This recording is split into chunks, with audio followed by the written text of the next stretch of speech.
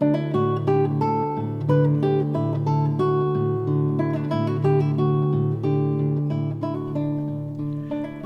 to Creative Conversations. I'm Roger Humphrey. In this episode, I'm pleased to welcome Ihnen to the show. Megan is the Executive Director of Live Music Project, an online service for classical musicians and their fans. Please join us as we discuss its history, mission, and future.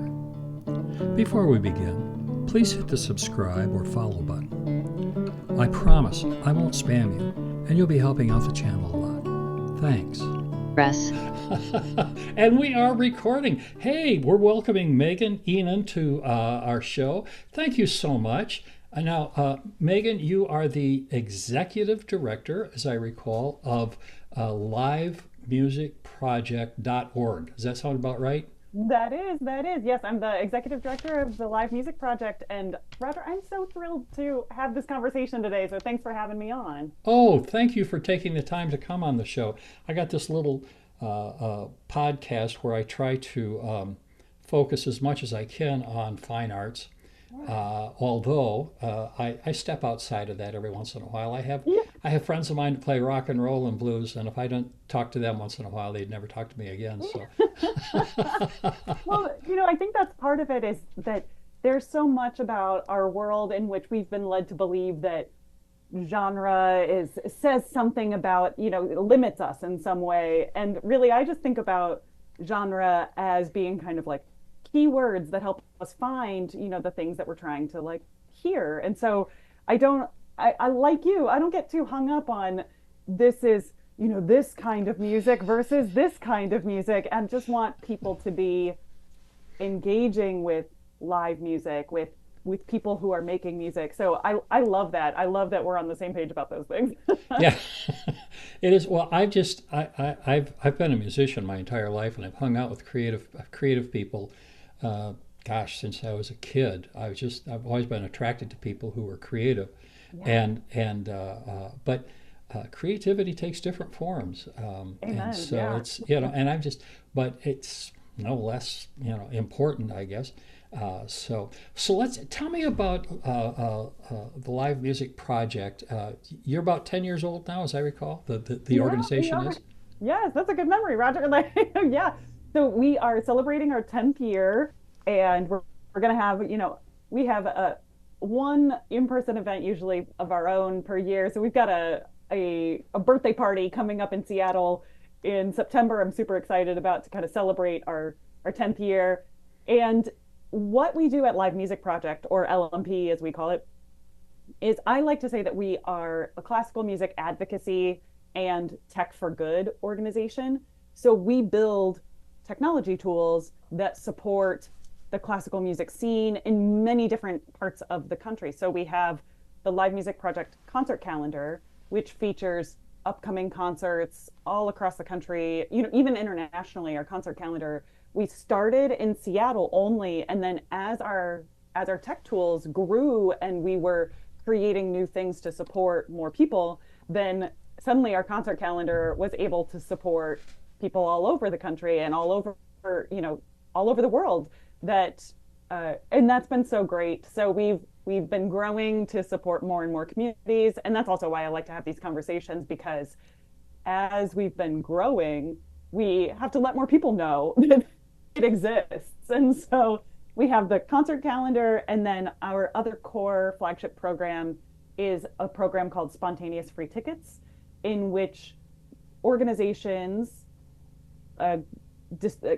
donate tickets to us that we then distribute to listeners. They go to the concerts and then they write to us about their experiences, and we provide that feedback back to the ensemble or the organization. And it creates this really incredible feedback cycle in which organizations aren't only hearing from the people that have been coming for 10 years or the people that are, deeply involved with the organization. They start to hear from people who are coming for the very first time, and the feedback is anonymous. So people can say, I felt welcomed here, or I didn't really know what was going on, or, any of that kind of stuff. And so really being able to connect listeners and musicians, ensembles, organizations in that way is something that's incredibly important to us at Live Music Project. My experience has been that largely, not exclusively, but largely, a lot of organizations that provide classical music, our classical music venues, are smaller places, and their marketing is usually dreadful. So so so you'll hear, I'll hear, gee, did you hear Bob's concert last week? I'm like, didn't Yeah, even you're know like, Bob was I have having a no concert idea. last week.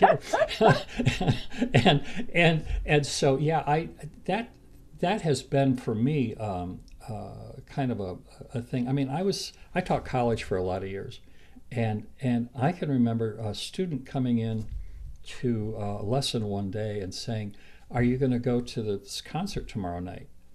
And they were visiting concert artists, Grammy winners, Wow. Wow.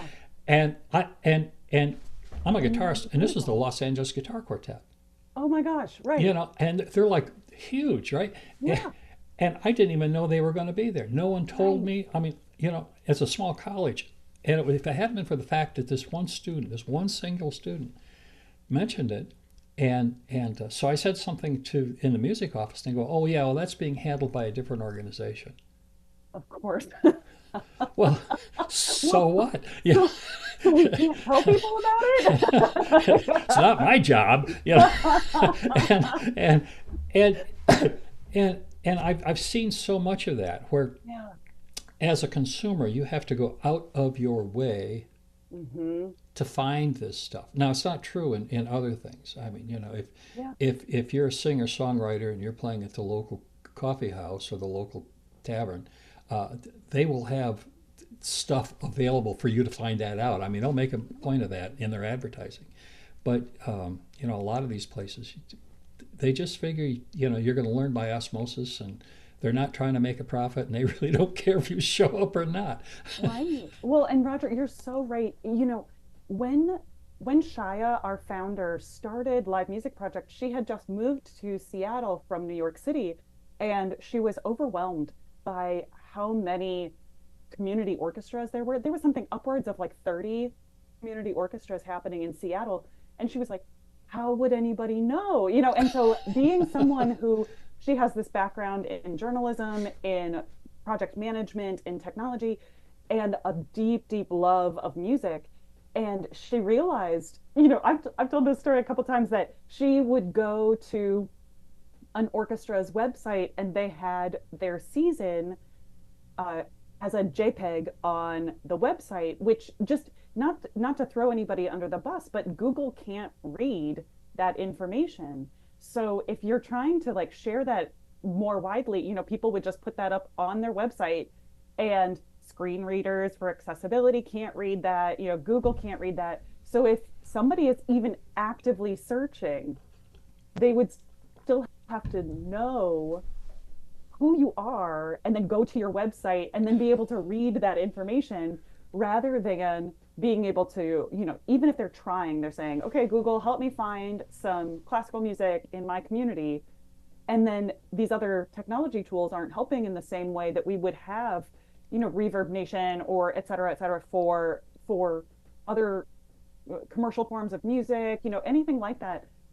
And that's where Live Music Project is really like coming to the fore, is that classical music in a lot of ways has been left behind by technology tools because have the same it doesn't always have the same commercial, output at the end where there's a lot more capital coming in Right. to to the organization. As you're mentioning, we're working with small budgets usually, and there's organizations that are like fully volunteer. They don't have a full-time marketing person, they don't have someone that's out there like doing all of that stuff. And so that's LMP realized that that's part of our advocacy. And we always say that information equals access, right? So access to the arts starts with access to info about the arts.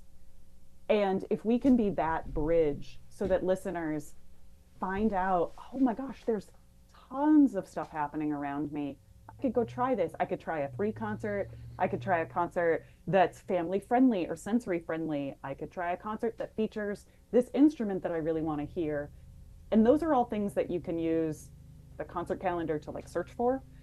And it's to really open up for the listener being able to go to things happening all around them without needing to be quote unquote an insider. Right. I that's the part that kind of breaks my heart is that classical music starts to get or starts has had this reputation, this ongoing reputation of being elitist or classist or even like racist because of where it's come from. Right.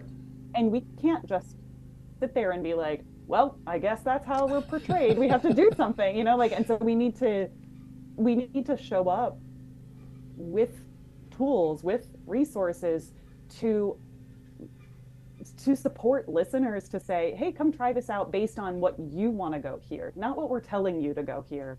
Not saying, oh, well, this makes you better if you go do this thing. That's not true. But you want to go hear things and have experiences in your city, in your town that are interesting and exciting, but you have to be able to find out about it. Right. That's hard. And to your point, a lot of people they say you say classical music, and they immediately start to yawn. Yeah, yeah, because they don't know. and, yeah. and I said, well, you want to not yawn, just wait till the ending of the 1812 overture when you Yeah, touch off those cannons. That'll take right. the yawn out of you. Where But else are you getting cannons these days in music? so anyway, but I remember playing a recital. It was an after dinner recital. It was a kind of a special dinner at a local church, and the Yeah. pastor's child was taking lessons from me. So he said, Oh, I "Why don't you love come that. and play a program? We'll pay X amount of dollars." And I said, "Okay." So it was about a 35-minute program, and so they had their meal, and then we all retired to the sanctuary, and I went up in front of the altar and I sat and played music. The president of the congregation was a bit of a flamboyant individual anyway, and so he usually when you're done with something like that, they'll thank you and then quietly slip you the check or something like that. He had to make a big production out of it and come up, and we're so and I, on behalf of the congregation, I would like to present you. And I thank and he says, he said that was well, that was a lot better than I thought it was going to be.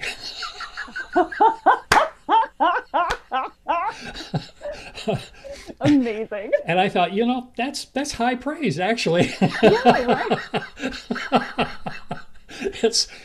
And I've told that story for many years now, but it's so true that people will come in. I used to also play.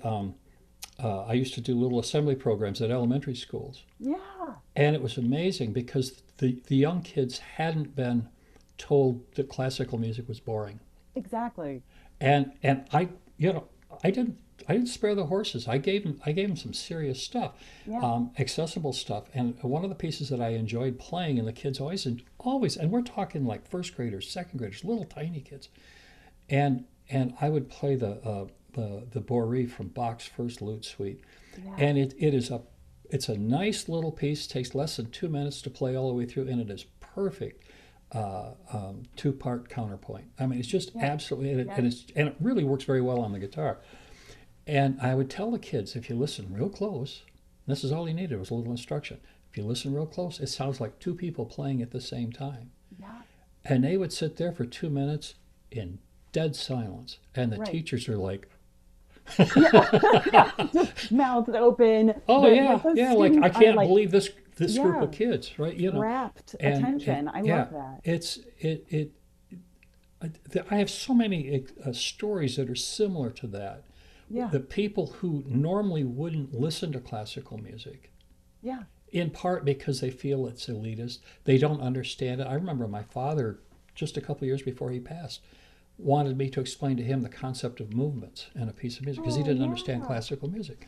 yeah, Okay, but people are intimidated by that. yeah. And that makes a lot of sense. It's unfamiliar, and there's aspects of music in all types of skills and interests and things that you have to kind of learn. Oh, well, this happens at this point. This, And and I want people to feel like classical music is, yeah, we have a huge amount of history and tradition, but we also want to welcome people and we want to like enjoy and share that together. And just because there are labels for certain things, that doesn't mean that you can't come and just let it wash over you and have your own experience in the listening. Sometimes having more information about what does movement mean or what happens at this point in the performance can help you feel like, oh, I feel like I have a little bit more background knowledge here, and this helps me have a deeper experience. But also, it's not necessary. It's the idea is that we want to just be together in a space, listening to these sounds and having that collective experience. And I just am really passionate about making that available for people. And I too am a performer. I'm actively performing as a professional mezzo soprano at the same time, and I work in my performance life. I do contemporary classical music, I do experimental music. So every single time I perform, there's something new that's never been heard before on that program. And that's a deep part of my ethos is welcoming people into that listening experience, regardless of whether or not they've also trained in it or they've never gone to a concert like this before in their lives. And we're all there together. And I really want people to feel rewarded by choosing that in-person experience. And that's what I'm so passionate about. So that you and I share that, it can be a house concert with 10 people, Right. or it can be, a concert hall with thousands of people. And the intention is still the same. You're sharing in that art making together. And that's really important to me. And I think I like the live aspect of things because you're in the room. I've told my students, you can listen to recordings all day long of some of the best people in the world. Yeah. But when you're sitting, all of my students, I've said, once in your life, you have to listen to Beethoven's Ninth Symphony live. Oh my You gosh. have to Yeah. be in. You Yeah. have to be in the room because I said, I mean, there. I've been places where they've had like community or they had symphonies and then also like community choirs like Yeah. 200 deep and 250 Yeah. deep. I said, when you're sitting in the middle of an auditorium and you got 350 people on stage pushing air at you, there isn't a Yeah. set of speakers in the world that can capture that sensation. It's an Right. amazing, Right. it just washes over you in such a fascinating way. I can't imagine Oh. what it must have been like during the premiere of that. You know, Right. Oh my God. That would be to be able this to time travel and experience that. so so you guys don't fool about too much with like virtual concerts or anything like that. Well, we support, so on the concert calendar, because we actually, we went through the pandemic like everybody else, Uh-huh. and we took a look around as everybody's venues are closing and shuttering, and all of the uncertainty and the the fear that was happening during that time. And we said, okay, well, what do we do? How do we continue to advocate for for both the listeners and for the practitioners, who everybody that's going through this right now? And so we actually pivoted to, supporting fully virtual concerts through the concert calendar, where people would add their details about their upcoming live streams or digital offerings. And we still have that on the calendar. So if you want to engage with something via live stream, maybe before you go in person, or I always give that example of like, you are a relatively new parent and you are not going anywhere, but you still want to like have a moment where you sit there and like engage with a concert or something. It's there for you. Those live stream and digital offerings are such a unique way to get a sense of what it feels like before you go, or if you aren't able to be out as often as you were once upon a time, then then it's there for you. It's another accessibility option that I think is really, really useful. So, so we definitely on the concert calendar, you can still search for things that are happening digitally or virtually, live streams. And it also gives you a sense of like, oh, I could listen to this concert that's happening in this part of the country or this part of the country, even if you're based in the middle of Iowa, like I once was, like so. So we definitely still offer that. So anyone who's doing virtual digital performances of early music, classical music, contemporary classical music, that I really want them to put their details, their concert details on the calendar because I want to tell people about it. So you're kind of like a bulletin board. Yeah. Uh, Yeah, like a hub of information, exactly. exactly. So you don't act as like a specific publicist or an agent of any kind or anything like that. Nope. So one of the best parts about live music project is that it's community driven, and it also means that you don't have to pay to put your concert details on the calendar. All of this is free, and a really important value that we have is egalitarian display of information.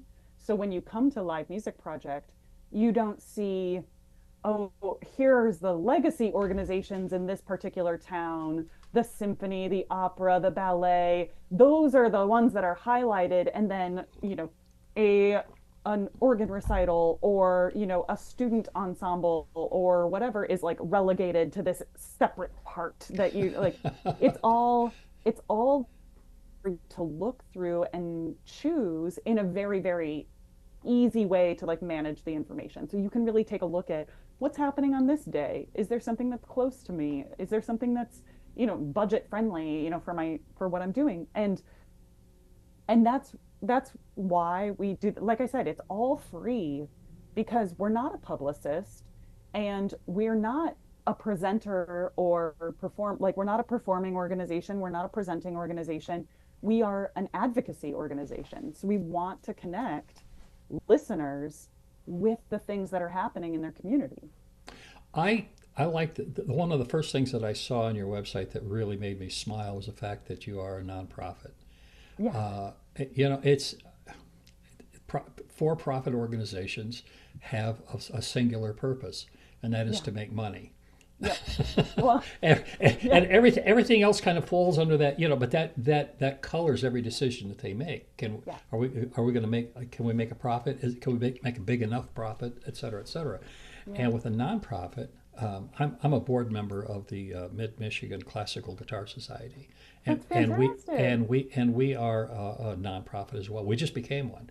Oh, We're in, congratulations. thanks. We're in our 10th year, coming into our 11th season, and we just formalized it, became a nonprofit, and we're doing all the things that one needs to do. It started off with just a handful of friends getting together, and it's turned into something that's kind of nifty actually. And Yeah. as a matter of fact, our president has his concert that he's doing tonight listed on your site. Mm. So Oh, small this feels world. so great. And it really is. He's doing the first three Bach cello suites as guitar solo stuff, and these are his transcriptions. And he's never Oh, that performed these sounds publicly gorgeous. before, so this will be a fun Yeah. program. So I'm looking forward to it.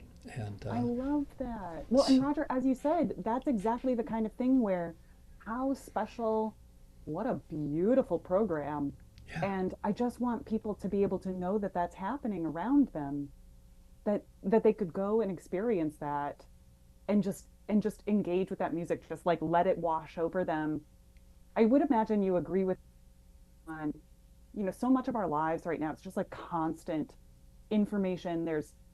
We're taking in stuff all the time, and it's kind of a special gift to go sit somewhere and just mono focus on someone playing music for you right. and allowing yourself to just be like still and quiet for a minute and let this music just kind of take your imagination wherever it wants to go. And I think I'm more and more convinced that that is such a special and unique thing. And we need to, engage with that as often as possible to kind of just be together, with other humans sitting there and like being listeners. There's something about being active in your listening that I think that, you know, with the barrage of information that we're around all the time, becomes more and more special and unique to just have that experience.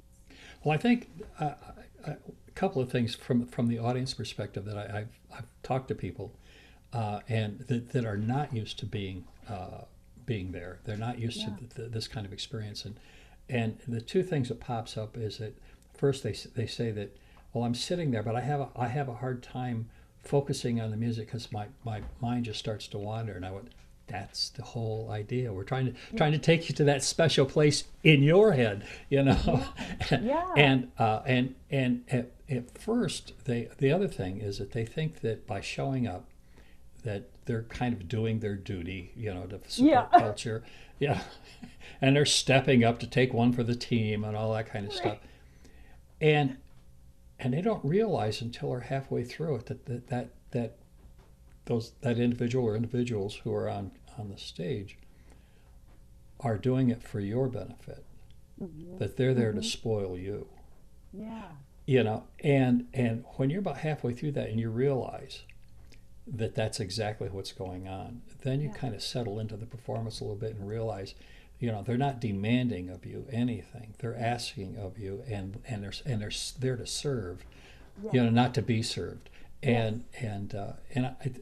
Once you're comfortable with that, I had a former student of mine came out to the college and gave a concert some years ago, and one of my current students was there, and I asked her opinion of this solo guitar, and I asked her opinion of it, and she looked at me. She was set to graduate from college like within the next couple of weeks, so she's about 22 ish, you know, college senior.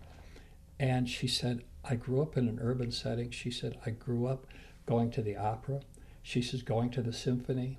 She says, I grew up going to all of the venues and seeing all of the pop acts, you know, Yeah. went to some of the jazz clubs, things like that. She says, this is the first time in my life, she said, where I went and sat in a small auditorium. Our little auditorium only seated 115 people, and it was Yeah. purpose built to be a recital hall.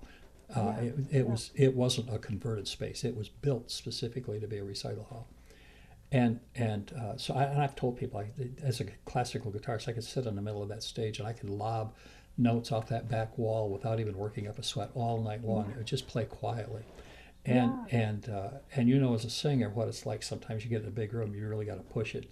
And Yeah. so she said, I walk in, I sit down. This guy walks out in the middle of a bare stage with a on amplified guitar, Yeah. and sat down. And she said, within moments, created an entire world and sucked me into it. And I have never experienced that in my life. Right. Isn't Right. is that great? Yes. I mean, and so it's all of a sudden it's a completely different musical experience rather than having, whether it's an orchestra or a rock concert, Yeah. where it's thrust upon you almost, Hmm. where it's set there and you have to lean into Yeah. Yeah. it. and, Exactly. and it was great. And so I know that this is someone who will go to concerts of this nature, chamber music and solo concerts. I have no doubt that she will attend the rest and will attend the rest of her life, looking for that moment Yeah. again, that magic, you know, which I think is absolutely terrific. Absolutely. Well, and Roger, I'm so glad that you said that because that's the kind of diversity of experience that we can also have is that, classical music, we have canons and we also have these like little tender moments you, and I, like I said, I'm a big believer in as listeners, let's go out and listen to tons of things. So be the person who's going out and seeing like the Beyonce tour and then also come and hear like someone playing solo guitar for you in this way and just maximize all of these ways that you can listen to music and have it transform you.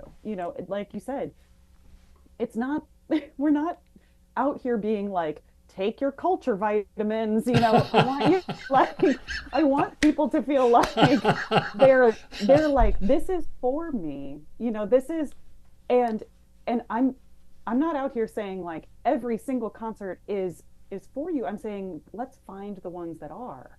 There's more than you probably knew about. And I want to make sure that I give you as much access to finding what it is for you as possible, right? So that you can have all of those different types of experiences and not just the one that feels like it's on you by big marketing budgets or something that says you should enjoy this. No, let's find something you actually enjoy. I remember taking my son, this is in the late 80s, and my son was 13, 14 years old, and we went to a local production of an opera. Yeah. And what was it, the Magic Elixir or something? Elixir of Love, sure. Elixir of Love, thank you. Yeah. Very easy to get into, right? Yeah. And the only reason he was going was just to shut me up. Well, let's be fair, right? And so we went, and as we left, he says, "Can I keep the program?" Yeah, you can keep the program. And he fell in love with opera, and so we used to have, what we did that particular night, for me to help soften the blow, we went out to dinner first, and then we went, and because it was a local production, I knew a lot of the musicians, so we went and spoke to a few people afterwards, and I introduced him around. Right. And he just absolutely loved it. And so we, every year for the next 10 years, we had what we referred to as Guys' Night Out. And it was just him and I, and we would go to the opera. This is amazing. I love this Guys' Night Out. Guys' Night Out. We went to the opera. We would go out to eat, and when he became of age, we'd go out and have a couple of drinks afterwards, and so on. Yeah. And so anyway, I remember when he was in high school, and some of his friends said, hey, we're getting together, blah blah blah blah, this weekend. He said, I can't. He says, I'm with my dad. It's Guys' Night Out. And they said, and so they're thinking a ball game or something. He says, no, we're going to the opera. Yeah. And he says Jaws dropped so hard you could hear him hit the floor. I would imagine, yeah.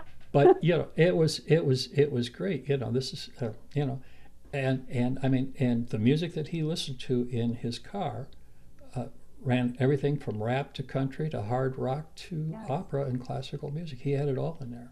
Exactly. And whatever he's, and I tell people, this is the way to listen to music. I mean, there are days, I love classical music. Oh my God, I love classical music. But there are days, I just want to go and have a cold beer and listen to somebody sing about my truck and my. Exactly. And I live in the same. I live in the same world you do, and just kind of open up a little bit and let some more stuff in. And so it's, and that to me is. That's a life well lived. Just being able to take it all in. So, Megan, thank you so much. Believe it or not, we're out of time. Gosh, it goes so fast. It does, doesn't it? And I'm just so happy that you said that you'd come on the show. I'm so very happy that we did this. So, thanks. Thank you. Thank you so much for having me as a guest. This was such a pleasure. Oh, let's do it again sometime. Bye. I want to thank Megan for taking the time to come on the show, and I'm very grateful to livemusicproject.org for all they do. If you would like to know more about them or take advantage of their free services, there's a link below. Thank you so much for listening, and I hope you'll keep coming back to Creative Conversations with Roger Humphrey.